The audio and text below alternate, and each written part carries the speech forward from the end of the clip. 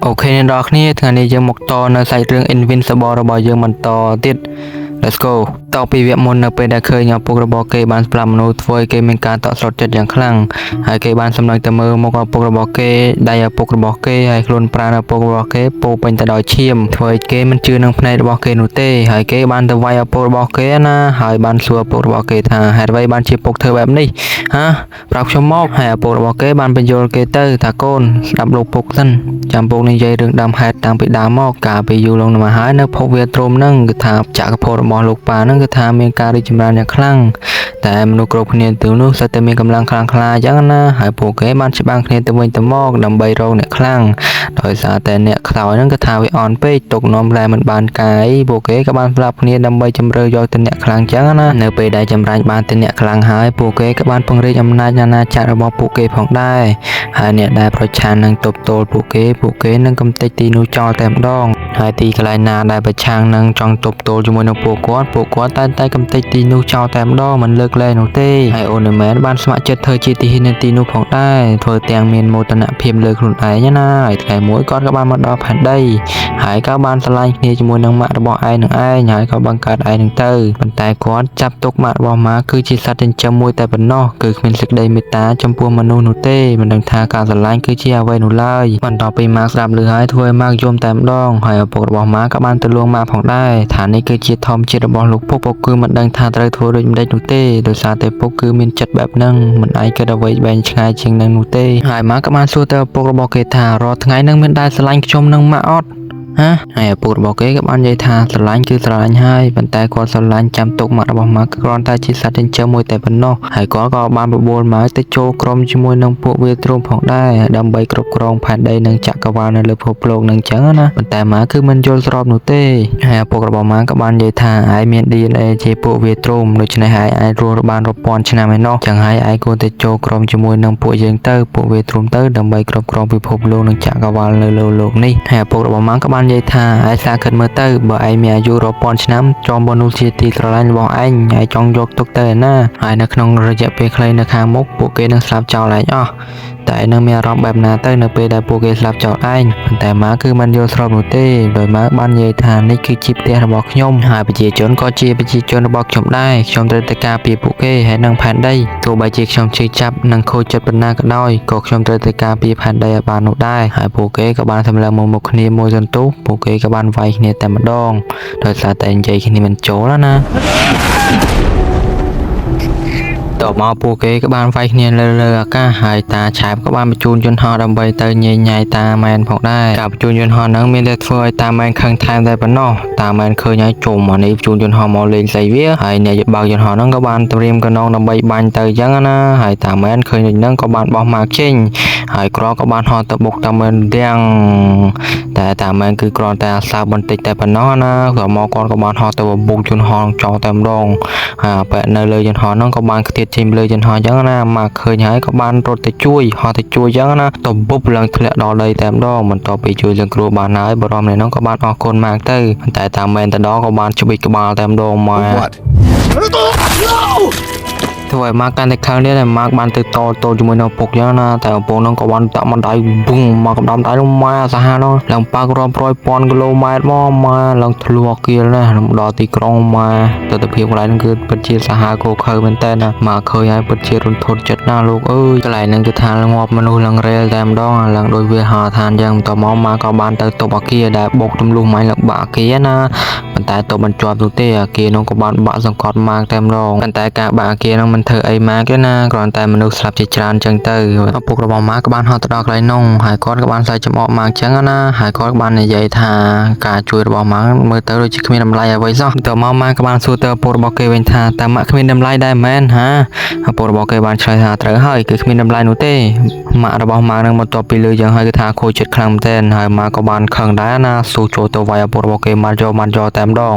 ប៉ុន្តែត្រូវឪពុករបស់គេនឹងវាយផ្ទប់ចូលទៅក្រោមដីតែជាកន្លែងរថភ្លើងនៅក្រោមដីនឹងឯងបន្ទាប់មកឪពុករបស់ម៉ាក់ក៏ចាប់ក្បាលរបស់ម៉ាក់នឹងដើរផ្ទប់ជាមួយនឹងរថភ្លើងដាក់បុកមកច្រាស់គ្នាអញ្ចឹងណាម៉ាក់កន្លែងនឹងថាសាហាវមកមនុស្សឡើងដូចធ្លាក់ចូលនឹងម៉ាស៊ីនកិនសាច់អញ្ចឹងខ្ចាច់ច្រាច់មកអូយហើយយើងមើលទៅកន្លែងនឹងគឺថាឡើងអនុអាធប់ខ្លាំងមែនទែនហើយក៏មានបរិមម្នាក់បាននៅរស់អញ្ចឹងណាឪពុករបស់ម៉ាក់ឃើញហើយក៏បានទៅជន់ទៅលើតែម្ដងម៉ាជន់ឡើងបាច់អាចខ្ទេចអូយដល់កមកសាហាវមកហើយម៉ាក់កាន់តែរន្ធត់ចិត្តទៀតហើយឪពុករបស់ម៉ាក់ក៏បាននិយាយថាតោះឥឡូវយើងឈប់វាយគ្នាមកឥឡូវយើងបុកធីមតែម៉ាក់ក៏មិនយល់ព្រមណាបានទូចូលទៅវាយឪពុករបស់គេប៉ុន្តែឪពុករបស់គេចូលមកអានេះហើយតាមទម្លាប់មិនចង់ក៏បានវាយម៉ាក់វិញទាំងលង្ហនោះនាំទៅលើមេតែម្ដងហើយក៏បានសួរគាត់ម្ដងទៀតណាឥឡូវបុកធីមអត់ប៉ុន្តែម៉ាក់នៅតែមិនបុកធីមណាក៏បានវាយទៅល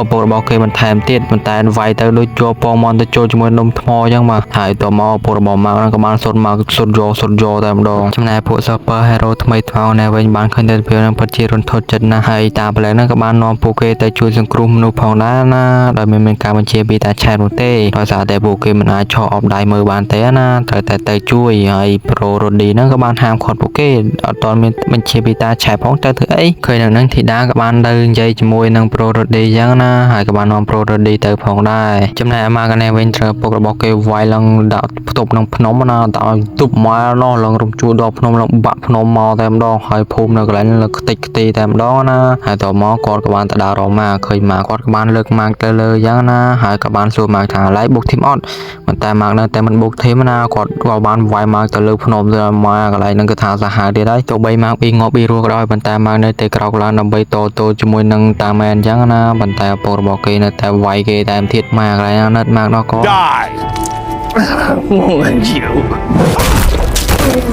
តមកពុករបស់ម៉ាក់បានសុតម៉ាក់100មកម៉ាដាក់លំបាក់ថ្មិញបាក់អីអស់តមកគាត់ក៏បានសម័យទៅតាមពីក្មេងអញ្ចឹងណាពេលដែលម៉ាក់នៅតូចម៉ាក់របស់ម៉ាក់បានឃើញឪពុករបស់ម៉ាក់ហ្នឹងគឺមិនចូលចិត្តនឹងកីឡា baseball ហ្នឹងទេហើយក៏មិនចូលចិត្តម៉ាក់ដែរផងដែរណាហើយម៉ាក់របស់ម៉ាក់ហ្នឹងក៏បានបញ្យល់គាត់ទៅការលេងកីឡាគឺជាស្នាមញញឹមរបស់យើងមួយហើយក៏ជាការចំណងចំណូលចិត្តរបស់យើងផងដែរនៅពេលដែលយើងសប្បាយចិត្តនោះសុភមង្គលនៅក្នុងគ្រួសារក៏កើតមានផងដែរហើយគាត់ក៏និយាយថាបងឃើញទេនោះកូនរបស់យើងគឺគាត់សប្បាយចិត្តខ្លាំងណាស់ឃើញទេនេះគឺជាសុភមង្គលហើយតែបងយល់ទេហើយក៏ពូរបស់ម៉ាក៏បានយល់ហើយគាត់ក៏បានលើកទឹកចិត្តកូនរបស់គាត់យ៉ាងណាជួយហៅឲ្យកូនគាត់ទៅហើយកូនរបស់គាត់ក៏បានទទួលនៅជ័យជំនះនៅក្នុងកីឡានៅពេលហ្នឹងទៅសំខាន់ម៉ាក់នៅពេលហ្នឹងក៏បាក់ថ្មិញមួយទៀតបាក់នៅចំកដាលហើយឥឡូវក៏បាក់នៅកដាលទៀតមុខរបស់ម៉ាក់ពេលនេះគឺថាមើលមិនយល់ទេហើយឪពុករបស់ម៉ាក់ក៏រវាយទៀតទេណាតែគាត់មិនដាច់ចិត្តនោះទេគាត់ក៏បានសម្រាប់ម្ដងតមកគាត់ក៏បានឃើញកូនរបស់គាត់គឺថាដងហើមចិញ្ចៀមណាតមកគាត់ក៏បានក្រោកឡើងវិញហើយគាត់ក៏បាននិយាយតាមពីដើមដល់ចប់ណា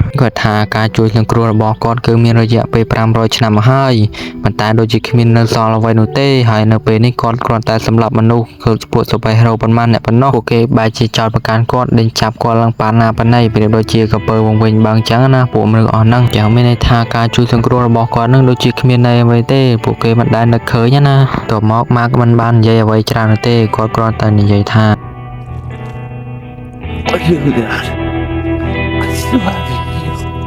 ពាក្យប៉ុណ្ណឹងគ្រាន់តែជាពាក្យសាមញ្ញប៉ុណ្ណោះប៉ុន្តែធ្វើឲ្យពុករបស់ម៉ាគ្មានការភ្ញាក់ខ្លួនចឹងណាហើយគាត់ឡងយំតែយំមិនចេញណាដោយខកចិត្តខ្លាំងពេកចង់បំបត្តិទុកបំបត្តិកង្វល់គាត់បានហោះចេញពីផែនដីតែម្ដងទៅឆ្ងាយទៅភពកន្លែងណាផ្សេងមិនដឹងណាហើយចុងក្រោយក៏បានឃើញទៅទឹកភ្នែករបស់គាត់ប្រមាណដំណក់ផងដែរហើយជំនួយការរបស់តាឆែបានទៅជួយសង្គ្រោះម៉ាផងដែរហើយម៉ារបស់ម៉ាគឺថាយំខ្លាំងមែនតើនៅពេលដែលឃើញកូនបែបហ្នឹងចំណែកឯតាអាដែលជាមិត្តភក្តិរបស់តាមែនណែវិញគឺថាសោកស្ដាយខ្លាំងណានៅពេលដែលដឹងថាតាមែនបានក្បត់មនុស្សគ្រប់គ្នានៅលើផែនដីចឹងទៅគឺគាត់នឹងខូចចិត្តខ្លាំងតែនផឹកស្រា ABC មិនដឹងអីមិនដឹងចំណែកធូ Prada Muller ណែវិញបានយកសាំងដុតកន្លែងពិសោធន៍របស់ខ្លួនណាដើម្បីបំបត្តិភ័ស្តុតាងនៅពេលដែលគេដើរចេញពីកន្លែងពិសោធន៍របស់គេដែលដុតចោលនោះទាហានរបស់តាឆែបនឹងក៏បានទៅចាប់ខ្លួនពួកគេផងដែរចំណែកក្រុមរបស់ Pro Roy ណែវិញបានទៅជួយសង្គ្រោះមនុស្សអីចឹងទៅណាដែលបាក់បែកពីការវាយគ្នារបស់ Mark នឹងតាមែនហ្នឹងហើយអររយៈពេលជាច្រើនថ្ងៃច្រើនសប្តាហ៍ Mark ក៏បានដឹងខ្លួនវិញណាហើយជើងរបស់គេពេលនេះគឺថាបាក់ទាំងពីរតែម្ដងព្យួរតោឡើងលើណាហើយម៉ាក់របស់គេនៅមើលថែគេផងដែរដល់ពេលដែលឃើញម៉ាក់ដឹងខ្លួនបែបហ្នឹងគឺថាគាត់សប្បាយចិត្តខ្លាំងមែនតើគាត់បានទៅលួងលោមម៉ាក់កុំឲ្យខូចចិត្តខូចអីចឹងណាហើយគាត់ធ្វើដូចជារឿងមមណាស់អញ្ចឹងនៅពេលដែលគាត់ចេញពីក្នុងតូបមកគាត់គឺថាខូចចិត្តខ្លាំងមែនតើខូចចិត្តជាងម៉ាក់ទៀតណាយំយកតែម្ដងចំណែកក្រុមពល Super Hero ណែវិញបានទៅដល់កន្លែងរបស់ពួកគេវិញណាបានជួយសង្គ្រោះហើយគឺថាអស់កម្លាំងរៀងខ្លួនតែម្ដងប្រូរិចបានឃើញឈាមនៅ លើជញ្ជាំងឃើញបែបហ្នឹងគេក៏បានទៅសម្អាតចេញយ៉ាងណាដោយសារតែឥឡូវគេមកធ្វើការនៅកន្លែងហ្នឹងហើយយើងត្រូវតែសម្អាតចេញ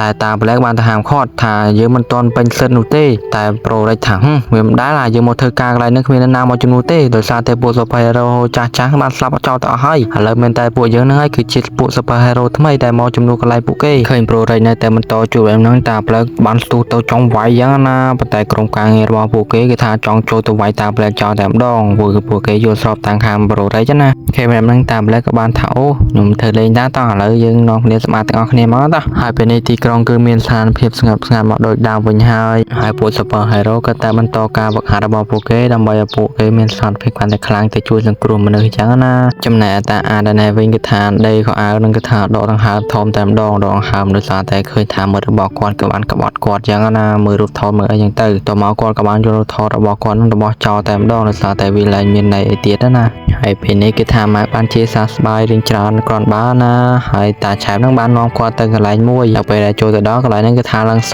ស្លាតែម្ដងអត់មានអីណាតមកគាត់ក៏បានបង្ហាញឃើញថាកន្លែងគឺជាបន្ទីពិសោធន៍របស់គាត់អញ្ចឹងទៅគឺថាពិសោធន៍នេះពិសោធន៍នោះតែអានេះដូចអេលៀនស្អីទៅបាទពិសោធន៍ទៀតហើយអាមហ្នឹងក៏បានត្រូវគេយកមកព្យាបាលផងដែរដោយបន្តភ្ជាប់ខ្លួនវិញអញ្ចឹងណាហើយតមកកន្លែងហ្នឹងក៏បានបាត់ទៅវិញទៅវាសតែស្ថានភាពពណ៌សផ្ទាំងពណ៌សណាហើយគាត់ក៏បាននិយាយថាគាត់បានតាមរកតាមែនហើយហើយថាតាមែនទៅដល់ទីណាទេផែគាត់ទៅភពរបស់គាត់វិញណាហើយពេលនេះគាត់កំពុងតែហើយពេលនេះគាត់កំពុងតែស្រាវជ្រាវរកភពរបស់គាត់តែរកមិនទាន់ឃើញនោះទេហើយតាឆែតនឹងបានជូនម៉ាក់និងម៉ាក់របស់គេត្រឡប់ទៅផ្ទះវិញហើយម៉ាក់របស់គេបាននិយាយថាអូម៉ាក់មានអារម្មណ៍ថាដូចជាអស់កម្លាំងគាត់ចង់ទៅសម្រាប់បន្តិចចឹងណាហើយគាត់ក៏បានឡើងទៅលើផ្ទះបាត់ទៅហើយម៉ាក់បានមើលទៅក្នុងផ្ទះដោយពេលនេះគឺគ្មានឪពុករបស់គេនោះទេហើយគេបានតែមើលរូបថតឪពុករបស់គេយ៉ាងណាហើយគាត់នឹកសម័យទៅមានរឿងអាក្រក់មានរឿងល្អចឹងទៅហើយគាត់ក៏បានបើរូបថងចោលតែម្ដងតែមកគេក៏បានទៅលើមើលម៉ាក់របស់គេហើយគេបានឃើញថាម៉ាក់របស់គេបានអង្គុយយំតែម្នាក់ឯងយ៉ាងណាគេថាយំខ្លាំងមែនតើហើយគេមិននៅរំខានម៉ាក់របស់គេក៏បានដើរចេញទៅដើម្បីឲ្យម៉ាក់របស់គេបន្ធូរអារម្មណ៍ម្នាក់ឯងយ៉ាងទៅមកហ្នឹងស្រីម៉ៅហ្នឹងក៏បានទៅជួបគេហើយបានហៅអបគេដោយការនឹករលឹកអីយ៉ាងណាហើយកញ្ញាអីវ៉ៃនិងប្រូលៀងក៏បានទៅផងដែរហើយពួកគេទាំងអស់គ្នាហ្នឹងក៏បានបួគ្នាដើម្បីទៅស៊ីអីជុំគ្នាចឹងទៅហើយពេលនេះពួកគេបានដល់កន្លែងហូបអីហើយពួកគេបាននិយាយពីរឿងហេតុដែលបានកើតឡើងចឹងណាបន្ទាប់ពីនិយាយហ្នឹងម៉ាក់ហ្នឹងក៏បានទទួលសារពីតាឆែបហើយតាឆែបបានទេទៅប្រាប់គាត់ថាឥឡូវហ្នឹងកំពុងតែមានអ្វីម្យ៉ាងហោះមកផែនដីដូច្នេះហើយមានតែម៉ាក់ទេដែលមានសមត្ថភាពដែលអាចទៅមើលបានឥឡូវហ្នឹងម៉ាក់ត្រូវតែឥឡូវហ្នឹងឯងហើយម៉ាក់ក៏បានហោះចេញទៅដោយភាពជឿជាក់ចឹងណាបន្ទាប់មកគេក៏បានឃើញអ្វីម្យ៉ាងហោះសម្ដៅមកគេហើយគេត្រៀមនឹងវាយតែម្ដងជុំហោះមកវយលឿនណាក៏បានហោះម្ដងក៏បានកាពិតជាប្រូអេលៀនណាអេលៀនខ្សែក្លាប់ហើយគេក៏បានលើកដុំថ្មលើកអីដោយកាលដែលពួកគេជួបគ្នាកាលលើកដំបូងហ្នឹងទៅហើយគេក៏បាននិយាយរឿងក្នុងចិត្តប្រាប់គ្នាទៅវិញទៅមកចឹងហើយអេលៀនហ្នឹងវាក៏ដឹងនឹងថាពុករបស់ម៉ាក់បានចាក់ចេញពីម៉ាក់ផងដែរហើយវាក៏ចូលរួមសោកស្ដាយចឹងហើយវាក៏បានបន្តទៀតថានៅពេលដែលម៉ាក់មានសមត្ថភាពតបតូជាមួយនឹងពួកវាទ្រូមបែបនេះដូច្នេះហើយម៉ាក់គឺជាគោលដៅរបស់ពួកគេហើយត្រូវតែប្រយ័ត្នខ្លួនផង